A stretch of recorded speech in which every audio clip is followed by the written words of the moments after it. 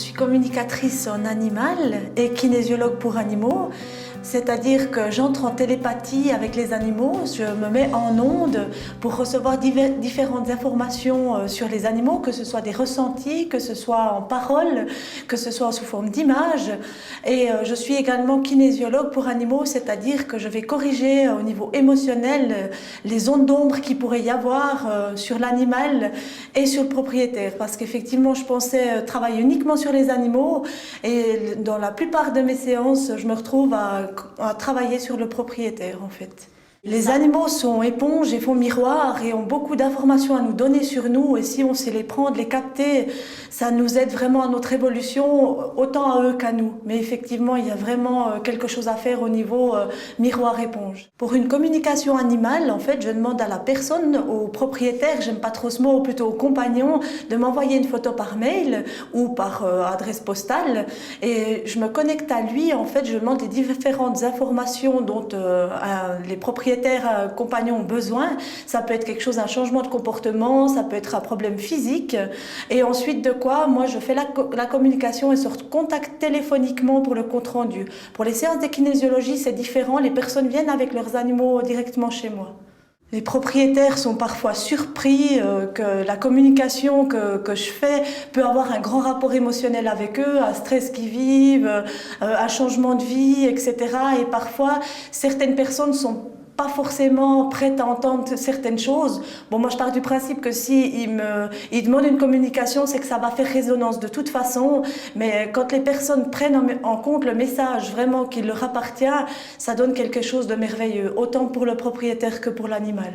Il faut savoir expliquer concrètement ce qui est ressorti de l'animal, mais le propriétaire est souvent ouvert quand même différemment, parce que quand c'est des informations qui viennent de l'animal, ça résonne autrement. Il est souvent surpris, tout ce que l'animal peut savoir sur lui, et ça résonne autrement que si c'est peut-être un thérapeute, un médecin qui lui dit.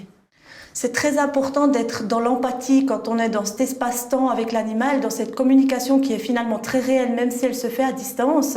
C'est-à-dire qu'on peut être avec lui, compatir, être dans la compassion avec lui, enfin je dirais plutôt dans l'empathie, c'est-à-dire comprendre ce qui se passe, etc. Mais une fois qu'on sort de la communication ou de la séance de kinésiologie, il faut savoir laisser vraiment à l'animal et au propriétaire ce qui leur appartient, parce que sinon c'est clair qu'on ne pourra pas continuer de communiquer.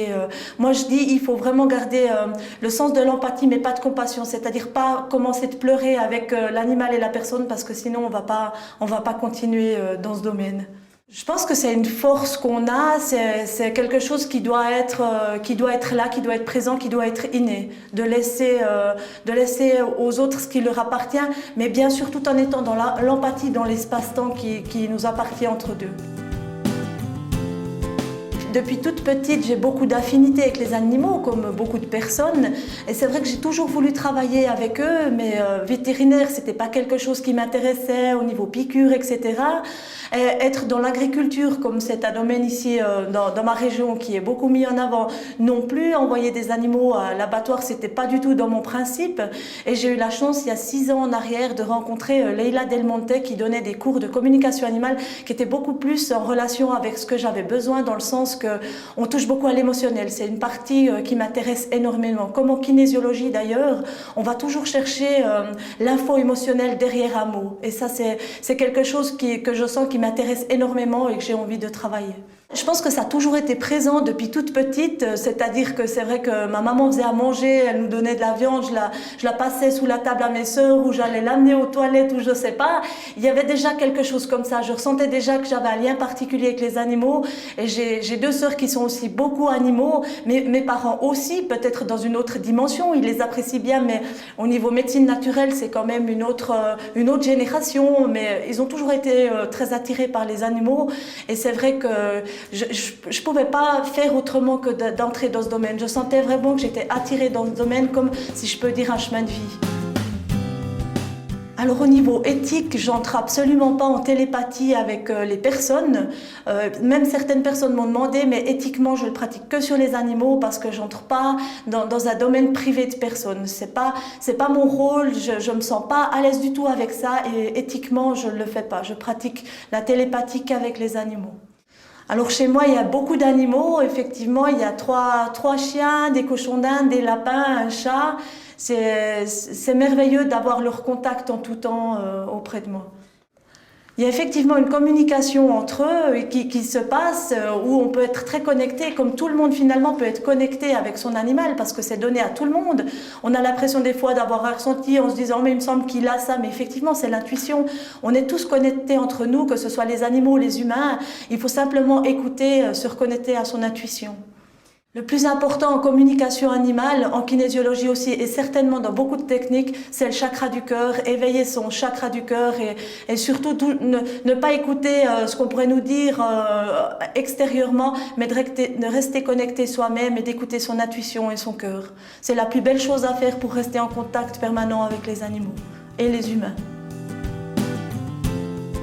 On est acteur de sa vie, si on le veut bien, on peut prendre les rênes en tout temps de sa vie et c'est ça qui est merveilleux. Quand on se rend compte que finalement de quelque chose de négatif, on peut en faire du positif, on devient acteur de sa vie et c'est là qu'on prend conscience de beaucoup de choses et certainement d'une grande évolution. Pour moi, ce qui est important au quotidien, c'est d'être toujours dans le respect, dans le non-jugement et d'écouter son cœur.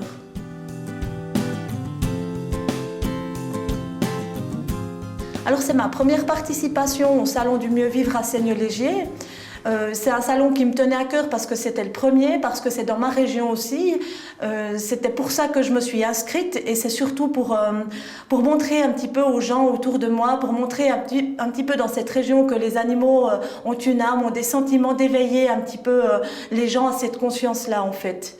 C'est vrai que de bouche à oreille, j'ai beaucoup déjà de gens, c'est pas une question publicité, mais c'est plus pour éveiller un petit peu toutes les consciences, de prendre conscience qu'un animal a des sentiments, a des émotions.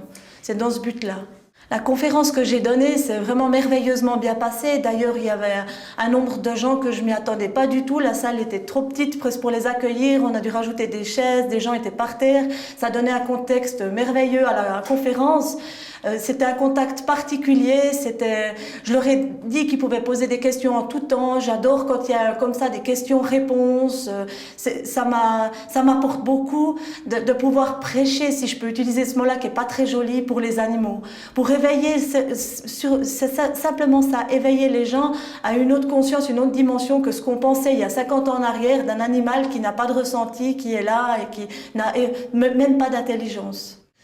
Ce salon dégage vraiment quelque chose de merveilleux. Les gens, ils prennent du temps, les gens apprécient de s'arrêter à chaque stand pour voir qu'est-ce qui s'y déroule, pour voir qu'est-ce qu'on y présente. Ils sont curieux, ils prennent le temps et c'est ça qui donne un contact merveilleux. Il y a vraiment une harmonie et une chaleur humaine qui est très appréciable, qu'on rencontre pas forcément ailleurs.